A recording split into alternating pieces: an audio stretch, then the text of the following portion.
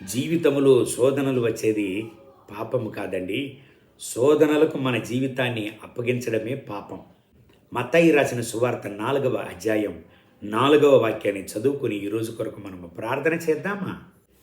అందుకాయన మనుషులు రొట్టె వలన మాత్రము కాదు గాని దేవుని నోట నుండి వచ్చు ప్రతి మాట వలనను జీవించును అని వ్రాయబడి ఉన్నది. దేవుని బిడ్డలారా, శోధన వచ్చినప్పుడెల్లా ఒక విషయాన్ని గుర్తు చేసుకోండి. ఆ శోధనల నుంచి మిమ్మల్ని విడుదల చేసి మిమ్మల్ని హెచ్చించే దేవుడు మీతో కూడా ఉన్నాడు అనే విషయాన్ని మరచిపోకండి. శోధన లేని జీవితము లేదండి. ఈ లోకము పాపముతో నిండి ఉన్నది. ఈ లోకము చెడు లోకము. ఈ లోకములో దేవుని కొరకు పరిశుద్ధంగా జీవించడమే ఒక గొప్ప సాధన. ప్రభు అయిన యేసయ్య జీవితంలో శోధన వచ్చినప్పుడు ఆయన ఎలాగంటే జయించాడు? దేవుని యొక్క వాగ్దానాలను బట్టి, దేవుని వార్తలను బట్టి. అవును ప్రియమైన దేవుని బిడ్డలారా, దేవుని వార్తలను చదవడాన్ని, ధ్యానించడాన్ని మనము వదిలివేయకూడదు.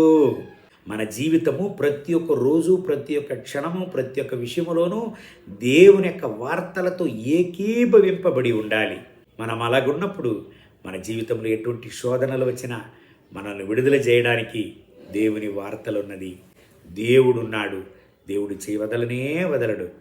ఈ ఉదయకాల సమయంలో ఈ దేవుని వాగ్దానాలను వింటున్న ప్రియమైన దేవుని బిడ్డలారా, శోధనల ద్వారా మీరు వెళుతున్నారా?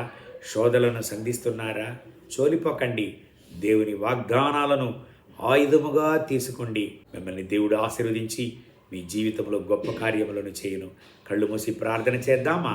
మహోన్నతమైన ప్రభువా, ఇదిగో ఈ ఉదయకాల సమయంలో నా ప్రియమైన సహోదర సహోదరి కొరకు ప్రార్థన చేస్తున్నాను.